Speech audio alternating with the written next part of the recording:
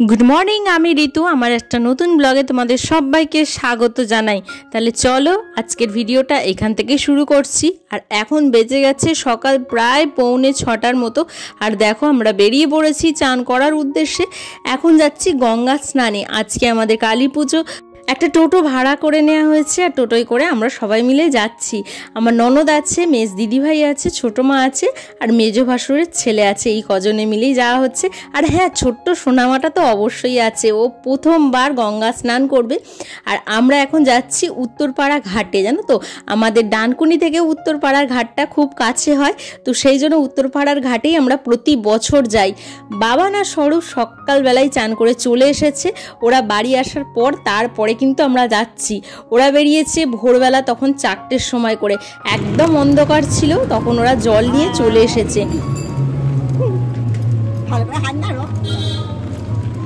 স্নান করে বাড়ি আসতে আসতে প্রায় 8:30 বেজে গেছিলো। তার অনেকক্ষণ পর আমি আবার ভিডিওটা শ্যুট করছি। তখন আর ভিডিওটা শ্যুট করা হয়নি, বুঝতেই পারছো ব্যস্ততার মধ্যে আজকে সারা দিনটাই কাটবে। তো যাই হোক, রান্নাঘরে চলে এসেছি, রান্নাটা বসিয়ে দিয়েছি। আজকে রাত্রিবেলা রান্না আজকে একটু তাড়াতাড়ি করছি, কারণ রাত্রিবেলা তো পুজো দেওয়ার ব্যাপার আছে, ঠাকুরের ওখানে যাওয়ার ব্যাপার আছে। তো রাত্রিবেলা রান্না না আমি একটু তাড়াতাড়ি সেরে নেবার চেষ্টা করি প্রতি বছরই সকাল সকাল রান্নাটা বসিয়ে দিই। রান্নাটা কমপ্লিট হয়ে গেলে না অনেকটা নিশ্চিন্ত হওয়া যায়। তো যাই হোক, আলুর দম করব, সেই জন্য দেখো আলুটা ভেজে নিয়েছি। এবারে কড়াইতে তেল দিয়ে দিলাম। কড়াইতে তেল দিয়ে দেখো জিরে ফোড়ন দিচ্ছি। ফোড়নটা আমি হতে দেবো যতক্ষণ না একটা সুন্দর গন্ধ আসছে।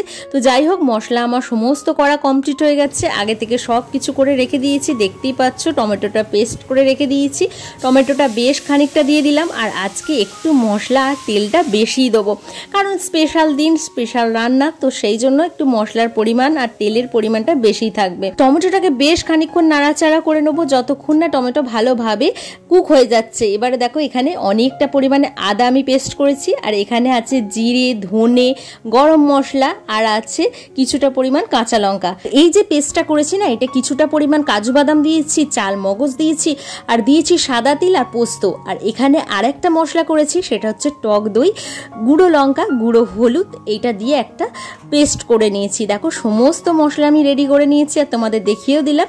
এবার একটা একটা করে মশলা দিয়ে কষাতে থাকবো। কষানোর পর আলুটা দেবো। প্রথমেই দেখো দিয়ে দিচ্ছি অল্প পরিমাণে চিনি। চিনি তো দিতেই হবে, যেহেতু নিরামিষ রান্না, সেই জন্য অল্প পরিমাণে চিনি না দিলে ভালো লাগে না। এবারে আদাটা দিয়ে দিচ্ছি। আদাটা দেবার পর বেশ খানিকক্ষণ কষাতে থাকবো, তারপরে এক এক করে মশলাগুলো দিতে থাকবো।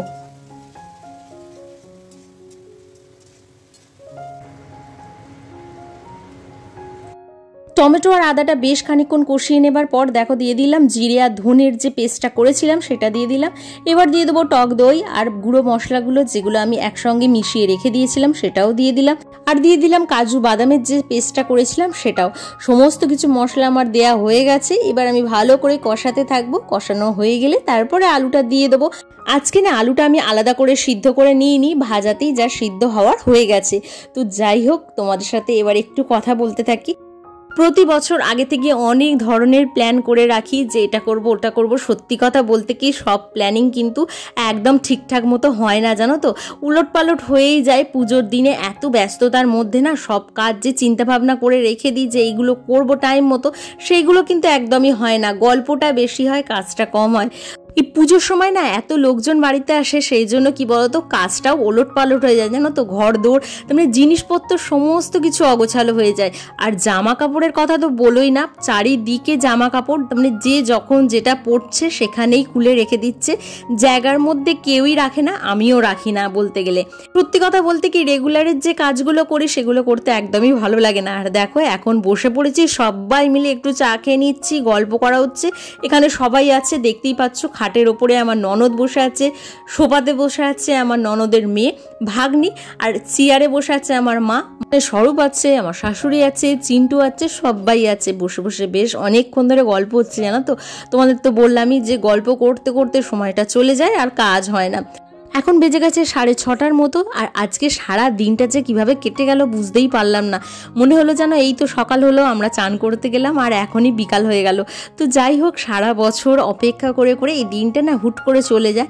সবাইকার একটু মন খারাপ হয়ে যায় কালী পুজোর মানে রাত্রিটা যখনই পেরিয়ে যায় না, তখনই মনটা খারাপ হয়ে যায় যে আবার 1 বছরের অপেক্ষা। তো যাই হোক, দেখো সবাইকার এখানে চা খাওয়া হয়ে গেছে, বসে বসে গল্প করছি। রান্না মোটামুটি আমার কমপ্লিট হয়ে গেছে। আর দেখো ছোটো মাও চলে এসেছে। ছোটো মাদের এবছর অনেক লোকজন আসবে, কারণ ছোটো মাদের মানসিকের পুজো আছে। তো সেই জন্য একটু ব্যস্ততার মধ্যেও ছোটো মারাও আছে, আমিও বারবার যাচ্ছি। তো যাই হোক, এই নিয়েই চলছে। বাবানও পড়ে চলে এসেছে। দেখো কথা বলতে বলতে বাবানও চলে এলো। বাবানের যেহেতু টিউশন ছিল, বাবান আজকে একদমই ছুটি করেনি, বললো ছুটি করব না, পড়ে এসে তারপরে যা মজা করার করব। আর বেশ অনেকগুলো লুচি হবে জানো তো, সেই জন্য সৌরভ বললো তুমি বেলে দাও আর আমি ভেজে নিচ্ছি। মা অনেকক্ষণ ধরে হাঁটাচলা করছে, মায়ের একটু পায়ের প্রবলেম আছে, সেটা তো তোমরা জানোই। সেই জন্য কি বলতো, পায়ের যন্ত্রণাও হচ্ছে। আর এখানে না আমার ননদ চলে এসছে। ননদ বলছে আমি একটু লুচিটা ভেজে দিই, তুই গিয়ে বস। কিন্তু কি বলতো, ননদ যেহেতু উপোস করেছে, সেই জন্য আমি বলছি কিচ্ছু করতে হবে না, তুমি চুপচাপ গিয়ে পাখার নিচে বসে থাকো। কারণ উপোস করলে একটা তো কষ্ট হয় বলো, এই গরমেতে না খেয়ে সারা দিন থাকা একটু তো কষ্টের ব্যাপার বলো। তো সেই জন্য একদমই রান্নাঘরে আসতে দিচ্ছি না। তো যাই হোক, এখানে একটু গল্প করে নিচ্ছি। ওই জিনিসপত্র টুকিটাকি যেগুলো অনলাইন থেকে কিনেছি সেইগুলোই দিদি দেখছে, বলছে এগুলো সচরাচর দেখতে পাওয়া যায় না। পছন্দ মতো জিনিসগুলো কিনে যখন কেউ সুন্দর বলে তখন সত্যিই খুব ভালো লাগে। তো যাই হোক, ওপরে চলে এসেছি, শাড়ি পরা হয়ে গেছে, এবার মেকআপ করতে বসে পড়েছি। আজকে তো একটু সাজুগুজু করতেই হবে, কিছু কিছু বিশেষ দিন আছে সেইগুলোতে না সাজুগুজু করলে একদমই ভালো লাগে না। আর সাজতে তো বেশ ভালো লাগে, এখন তো হাতে সময়টা খুবই কম, তো সেই জন্য একদমই সাজার সময় পাই না, যা হোক করে দিনগুলো কেটে যায়। তো দেখো এখানে বসে পড়েছি, একটা একটা করে এবার জিনিস আমি অ্যাপ্লাই করে নেবো আর সেজে নেবো। সারাদিন ধরে এত কাজ করেও একটা আলাদাই এনার্জি কাজ করে যে সেজে গুজে ঠাকুরের দর্শন করতে যেতে হবে, সবার সাথে দেখা হবে। আর সত্যিকারের আজকের দিনটা না আলাদাই একটা এনার্জি পাই। এত কাজ হয়, এত খাটাখাটুনি হয়, তাও যেন শরীর যেন ঠিকই থাকে, শরীরে যেন কোনো ক্লান্তি ভাবই থাকে না। দেখতেই পাচ্ছ, আমাকে দেখে বুঝতেই পারছো। আর এখনও পর্যন্ত আজকে কেউ আসেনি। অনেককেই নেমন্তন্ন করা হয়েছে, কিন্তু এখনও পর্যন্ত কেউ এসে পৌঁছায়নি। হয়তো আসবে আস্তে আস্তে, কারণ কালী পুজো তো রাত্রিবেলা হয়। তো সেই জন্য অপেক্ষায় আছি যে সবাই একটু পরেই চলে আসবে।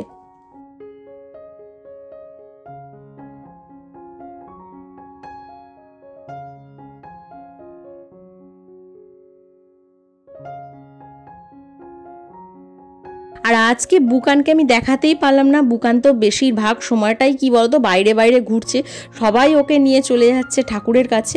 তো যাই হোক, এইভাবে বুকানের দিনটাও আজকে ভালোভাবেই কেটেছে। এখন চলে এসেছি ঠাকুরের কাছে, পুজো দেয়া চলছে এখন। আর এখন বেজে গেছে প্রায় 8:45 মতো, 9টার সময় ব্রাহ্মণ আসার কথা আছে। তো এইখানে দেখো ঠাকুরের দর্শন করাতেই পাচ্ছি না, এত ভিড় হয়েছে, প্রচণ্ড ভিড় হয়। তো কি করে আমি যে তোমাদের দর্শন করাবো জানি না। দেখো একটুখানি হয়তো মায়ের মুখ দেখতে পাচ্ছ তোমরা, তো চেষ্টা করছি তোমাদের একটুখানি দেখানোর। দেখতেই পাচ্ছ কতটা ভিড় হয়েছে, যত রাত্রি বাড়বে তত ভিড়ও বাড়বে। আর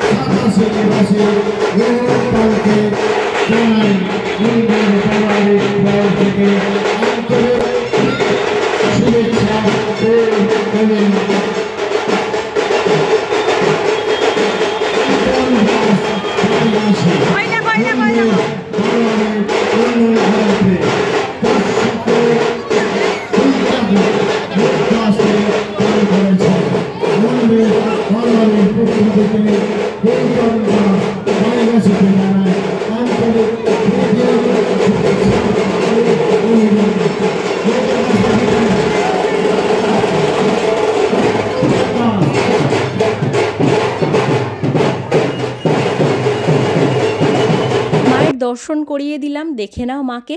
আর সকলের ভালো করুক, মঙ্গল করুক, এটাই চাই। আর এর থেকে বেশি কি চাইবো? জীবনে যতটুকু পেয়েছি অনেক পেয়েছি, এতে আমি অনেক খুশি। তাহলে চলো আজকের ভিডিওটা এখানেই শেষ করছি, পরের ভিডিও আবার দেখা হচ্ছে।